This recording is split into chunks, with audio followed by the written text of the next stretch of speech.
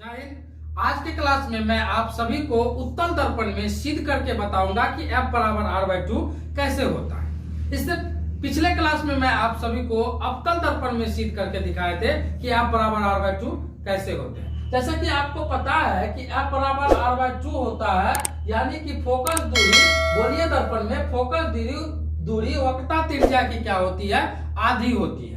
तो जब फोकस दूरी वक्रता त्रिज्या की आधी होगी तो वक्रता त्रिज्या फोकस दूरी की दुगुनी होगी, यानी कि F बराबर r/2, तो r बराबर क्या हो जाएगा, 2f हो जाएगा, यानी कि 2 गुने फोकस दूरी।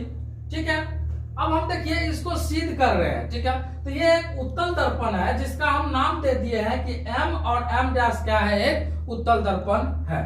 ये देखिए जो OPC है ये दर्पण का प्रधान अक्ष है, जिसे हम मुख्य अक्ष भी कहते हैं। ठीक है, और AB जो है एक आपतित किरण है जो दर्पण से परावर्तन के बाद मुख्य फोकस होकर गुजरती है।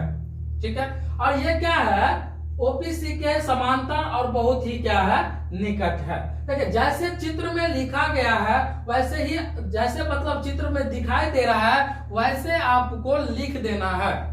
ठीक है, अगर आपको एग्जामिनेशन में पूछता है कि गोलीय दर्पण में सिद्ध करें कि F बराबर r/2, तो गोलीय दर्पण या तो आप उत्तल दर्पण में सिद्ध कर दीजिए या आप अवतल दर्पण में सिद्ध कर दीजिए, दोनों में से किसी एक में आपको सिद्ध करना होगा। ठीक है, अगर आपको ये दे दे कि अवतल दर्पण में सिद्ध करें कि F बराबर r/2, तो आपको अवतल दर्पण में ही सिद्ध करना है। अगर आपको यह पूछ दे कि उत्तल दर्पण में सिद्ध करें कि F बराबर r/2, तो आपको उत्तल दर्पण में ही सिद्ध करना है। तो जैसा चित्र बनाए हैं वैसे आपको चित्र में वैसे आपको क्या कर देना है, लिख देना है। तो माना कि M और M डैश एक उत्तल दर्पण है, ये उत्तल दर्पण है और इसका नाम भी है M और M डैश, जिसका ध्रुव P तथा वक्रता केंद्र C है। ध्रुव P है और वक्रता केंद्र क्या है, C है। और AB एक आपतित किरण है, ये A और B एक क्या है, आपतित किरण है जो उत्तल दर्पण के प्रधान अक्ष OPC के समांतर तथा बहुत ही क्या है, निकट, और वो परावर्तन के बाद मुख्य फोकस होकर गुजरती है। जैसा कि आपको पता है कि दर्पण से परावर्तन होता है ना, तो दर्पण से परावर्तन के बाद किस होकर गुजरती है, मुख्य फोकस होकर गुजरती है। ठीक है, और साथ ही हम क्या किए हैं, CB को, ये जो C और B है उसको मिलाते हुए N तक बढ़ा दिए हैं। और जैसा कि आपको पता है कि N क्या होता है, अभिलंब होता है। फिजिक्स में प्रकाश चैप्टर के ऊपर हम 2 4 5 वीडियो बना चुके हैं। अगर वो वीडियो आप लोग अभी तक मेरा नहीं देखे तो वह वीडियो जाकर देख लीजिएगा। तो यहाँ देख लीजिए, हम यहाँ देख लीजिए कि चित्र से स्पष्ट है। चित्र से स्पष्ट ये है कि कोण ABN जो है ये आपतन कोण है, यानी कि कोण I है। ठीक है, और ये कोण D, ये जो D है, DBN जो है ये परावर्तन कोण है जिसे R से सूचित करते हैं। ठीक है, इसलिए लिख दिया है कि कोण ABN इज इक्वल टू आपतन कोण इज इक्वल टू कोण I, और कोण DBN इज इक्वल टू परावर्तन कोण इज इक्वल टू R। ठीक है, अब मान लीजिए, अब देखिए फोकस दूरी किसे कहते हैं, तो ये जो है ध्रुव और मुख्य फोकस के बीच की दूरी को हम फोकस दूरी कहते हैं। अगर आपको एग्जामिनेशन में पूछे कि फोकस दूरी क्या है, तो आपको बताना है कि दर्पण के ध्रुव और मुख्य फोकस के बीच की दूरी को हम क्या कहते हैं, फोकस दूरी कहते हैं। और फोकस दूरी को स्मॉल f से डिनोट किया जाता है और मुख्य फोकस को कैपिटल F से डिनोट किया जाता है। इस बात को आपको याद रखना है। ठीक है, अगर कहीं पर कैपिटल F रहे तो समझ जाइएगा कि ये मुख्य फोकस है, और स्मॉल f रहे तो वो फोकल लेंथ है, यानी कि फोकस दूरी है। ठीक है, और ये वक्रता त्रिज्या जो है दर्पण के ध्रुव और वक्रता केंद्र के बीच की दूरी को हम वक्रता त्रिज्या कहते हैं। दर्पण के ध्रुव और वक्रता केंद्र यानी कि PC जो होगा वो R होगा, और PF जो होगा वो क्या होगा, स्मॉल f होगा। ठीक है, ये लीजिए है, माना कि PF is equal to small f और वक्रता त्रिज्या PC is equal to R। तो सिद्ध करना है कि F बराबर r/2।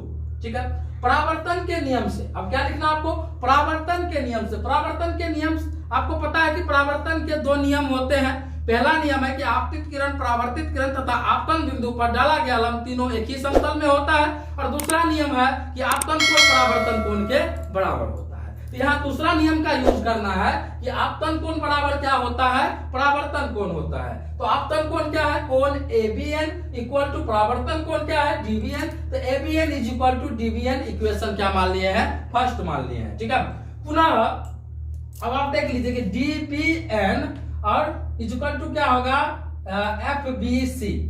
समझ रहे हैं ना, DBN इक्वल टू क्या होगा, FBC। क्यों, क्योंकि ये कोण बराबर है। क्यों बराबर होगा, क्योंकि ये सम्मुख कोण है, शीर्षाभिमुख कोण है। शीर्षाभिमुख कोण बराबर होता है तो कौन देखिए DBN और FBC, यानी कि ये कोण दोनों कोण क्या है, शीर्षाभिमुख कोण है, इसलिए ये बराबर। यहाँ जो है कि AB जो है वह PC के समांतर है। AB जो है PC के समांतर है, पहले भी हम लिख दिए थे।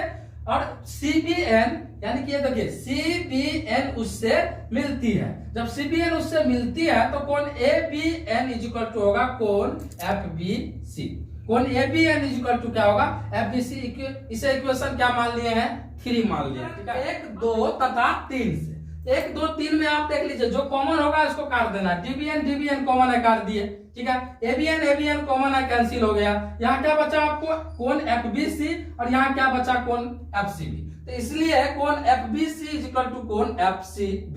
अतः जब दो कोण बराबर हो गया तो वह क्या होगा, समद्विबाहु त्रिभुज होगा। समद्विबाहु त्रिभुज किसे कहते हैं, जिस त्रिभुज की दो कोण और दो भुजा आपस में बराबर होता है। तो दो कोण बराबर हो गया, अतः आप कह सकते हैं कि BFC यह क्या है, एक समद्विबाहु त्रिभुज है।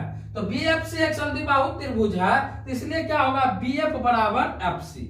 BF बराबर क्या हो जाएगा, FC, यानी कि ये भुजा और ये दोनों भुजा, ये भुजा और ये भुजा आपस में बराबर होगा।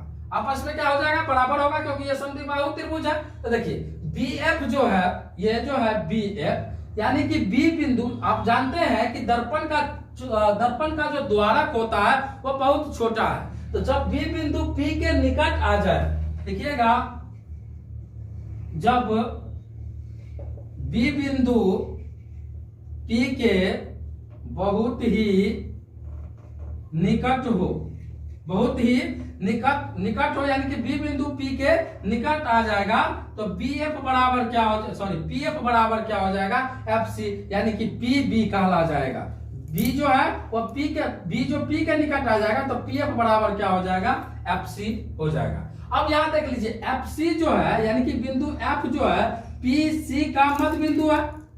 आपको लग रहा है ना कि F जो है वो PC का मध्य बिंदु है, तो आप PF बराबर कह सकते हैं, FC मध्य बिंदु है, F तो मध्य बिंदु है, तो PC का मध्य बिंदु है, तो PC बट्टा आप यहाँ पर क्या कर सकते हैं, 2 कर सकते हैं।